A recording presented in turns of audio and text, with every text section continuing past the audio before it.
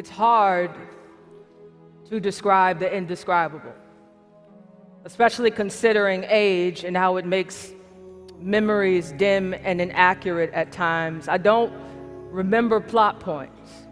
I don't know what color shirt I had on. I don't know if it was blue or orange or black like the room it all happened in. I don't remember how he got me to follow him into the basement. If he bartered me with the promises of toys or candy, if he led me by the hand, or if I ran after him like any child under 7 does when around a teenage boy that they trust. But there I was, completely unaware, with no context for how familiarity with someone by no means excludes them from harming the ones that they know. If anything, it's always proved to be the currency of abuse. To know him already was to leave my heart unguarded. So imagine my surprise when I was told to do something that I've never done, or known, or seen, or heard. This act, my inability to breathe during it, the dark basements, the adults upstairs never coming to see what a 16-year-old boy might be doing with a first grader.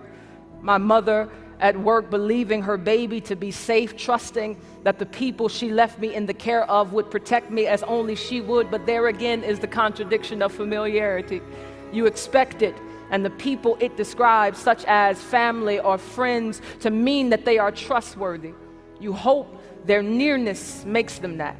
Or at least you hope to have enough wisdom to be able to discern if there is a serpent up their sleeves, but he's crafty enough to hide from even the most protective eyes. When the teenage boy, the ones whose name I will forever remember and never speak, was finished, I was able to breathe again. And he never told me not to tell, or maybe he did and I just don't remember. But what I do know is that it became a secret, because to tell someone, I thought, was to implicate myself in an act of doing something that ought not be done. Being a child, I didn't have the capacity to even consider that his evil was not also my own. I'm the one that followed him into the basement. I'm the one that whispered in between the shadows. I am the one that silenced my laugh to replace it with silence. I am the one who let him take my breath and my body from me. I didn't speak of that day until I learned of its name. I was 14 and watching an episode of Oprah, because Oprah is America's therapist. There was a woman speaking with wet eyes and a cracked voice, and she was telling Oprah about the molestation that occurred in her home. She described the scenario in which her innocence was overcome. And as I listened to her story, I thought of the basement's darkness and what happened inside of it. What I heard from her and what I remembered sounded the same, except I'd never given it a name like she did. To me, it was just something that happened. But according to this woman, I was a victim of sexual abuse. To call it by name allowed me to connect dots. The consequences of abuse, like fear and shame and control, dominated my days, but it had a source that I could not acknowledge until it was reintroduced to me. It was not merely that a teenage boy did something to me when I was little. That's far too abstract, which mutes the heartbreaking reality of what actually happened. It was that I was molested and violated by an image bearer who did not see me as one. What happened was perversion, demonic, a tragedy, the product of a corrupted bloodline, a cursed humanity, a dying boy spreading death because he thought to steal from me would give him life. To call it by name, no matter how painful, was to make sense of it all. To put flesh on floating bones and watch it walk. If I wanted to be healed, I needed to be specific about what had been broken. I always thought that healing was an immediate act of God dependent upon the measure of my faith. Like the woman whose bleeding stopped the moment that she touched God's clothes. Though I had no hymn to hold, I had all of the time to pray, to ask God to deliver me from what that almost man did to me. But what I've come to learn of God is that his healing is gradual and unassuming.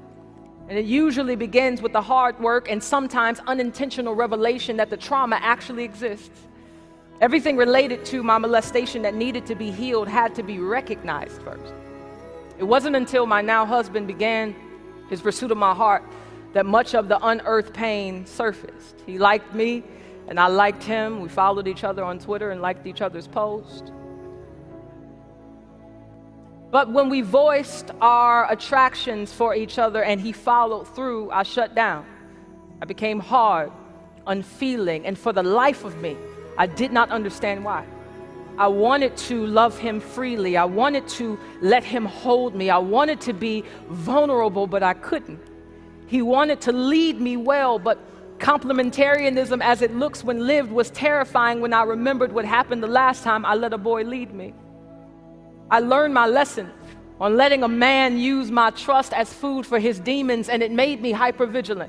Always needing answers to motivate me to action, always questioning things so I had enough information to guarantee safety. How could I know that this new boy wouldn't be and do the same?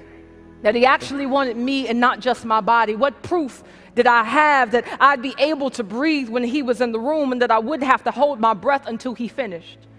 Trauma makes you inquisitive, you know? It makes you doubt everything and everybody.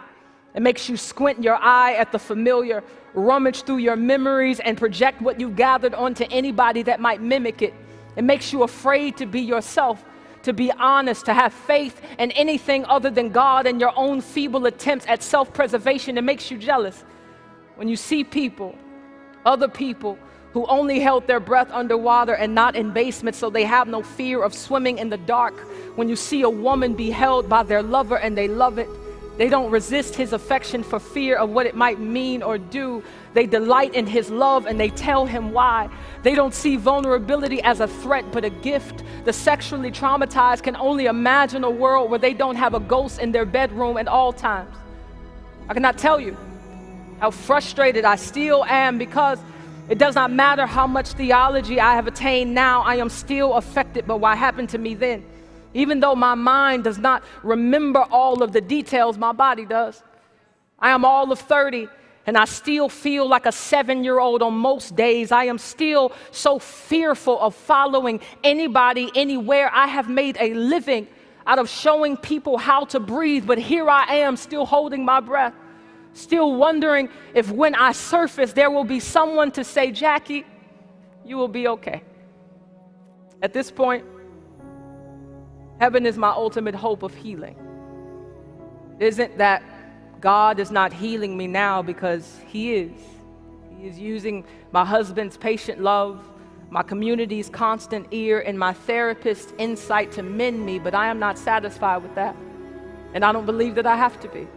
This incomplete healing is what propels my hope for a more sufficient one.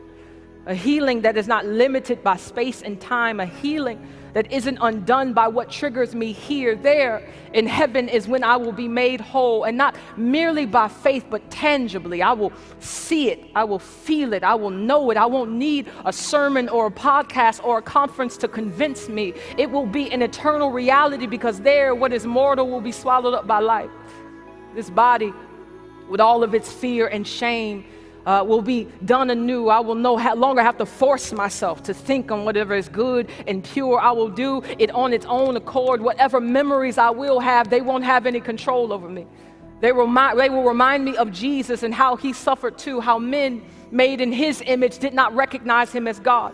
They abused his body before killing it, but they could not control the body nor the God that they abused. His resurrection is all of the proof that I need that he will make all things new, and not just this world and the heavens and the church, but me, my mind and my heart and my body will resurrect into something glorious.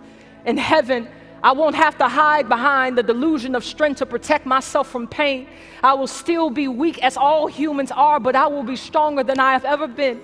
In heaven, I won't have to be afraid of intimacy. The one flesh union between spouses and the closeness experience between Christians of all kind is but a metaphor of what is to come. Here I am constantly finding leaves to cover my nakedness, but there we will be completely exposed and yet unashamed of what our neighbors will see. They will see us for what we are and what we've always wanted to be, which is free. In heaven, there will be a man that has never taken advantage of me. A man that has always used his power to serve, a man who unrobed to cover my shame. I have followed him out of darkness and into light, and with him I can breathe at all times. There he is, seated at the right hand of his Father and mine, fully victorious, not only over my sin, but also over what the sins of other people have done to me. Neither their sin or mine was missed during the crucifixion. Jesus sees and settles the dust that the devil kicks up around us. The serpent, though crafty, is still a created thing who will bow before the King one day. The devil and the death that he brings will die, and this is our hope, that all will be made right one day. Even when it doesn't feel like it, there will be a new heaven and a new earth with new people living on it, people that we can know well and trust thoroughly. And don't think that when I speak about heaven, I am disregarding the trauma of today. I speak about heaven because it reminds me that today and all of its troubles are not eternal.